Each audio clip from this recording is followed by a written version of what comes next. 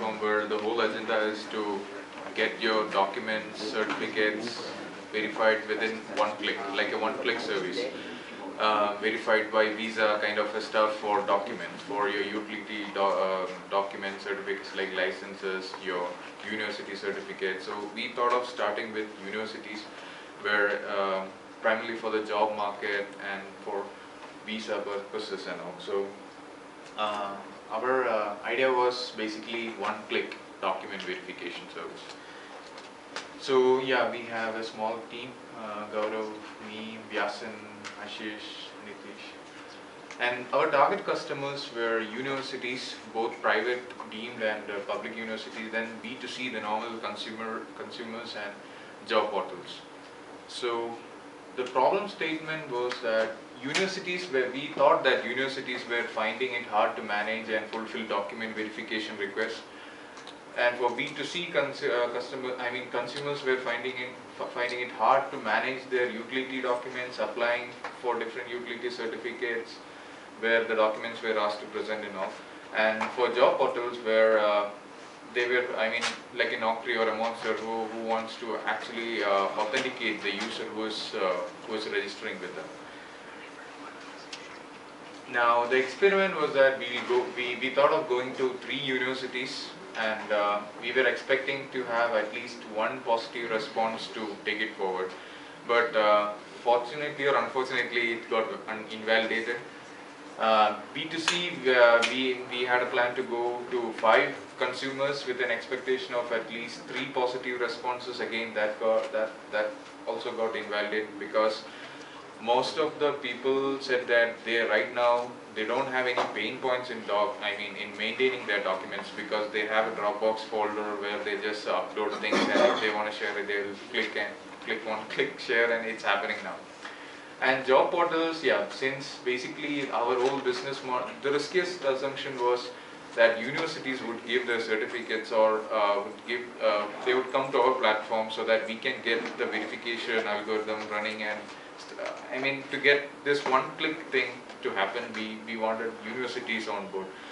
But we went to Christ University where they were neutral. They said that they are getting 20 background verifications per day, which means and one background verification is charged as 800 rupees. And we uncovered the gorilla that it's a big source of revenue for all for all education institutions. So definitely we were planning to give this free of cost, and definitely they were not on board with that idea. And then we went to PASET, where the head of mechanical engineering, the department, we pitched in the idea that when recruiters or campus placements happen, you can use the service, and one click the candidate certificates will be validated by one click. And we uncovered another gorilla that companies believe in the institution. They don't really look into the the certificates until they get into the company. So it's all about trust, and the companies had huge trust in that autonomous institution, and they already had a DBMS system where they're having student records, and they were happy with it. And he was pretty clear that I won't need any system like this. We won't require any system where it's an additional overhead. And they were also generating a lot of revenue with transcript request, background verification request and all. So finally it was really clear that not only our hypothesis, the whole business model is not worth pursuing, because we don't have a really good market, and we don't see any pain points with the people who are actually working on it. So we don't see, and they were really happy with their existing ecosystem that they have built up. And the next step is pivot, and we are trying to find a new business model to work on. Just a query. Generally, in this market, who are currently paying for verification? Somebody is paying. Yes. Who are? So we usually for companies, or there are some third-party agencies, security agencies who do. Companies pay per head 1,000. It depends on the job category. So most of the times companies pay.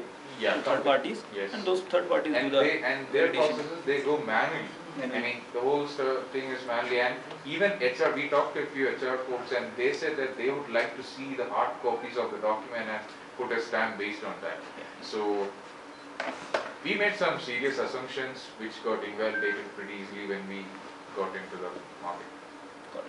They don't want anything in the digital format, they want a hard copy. Good. So I think you did a good job of at least figuring out your assumptions and seeing that they are not working.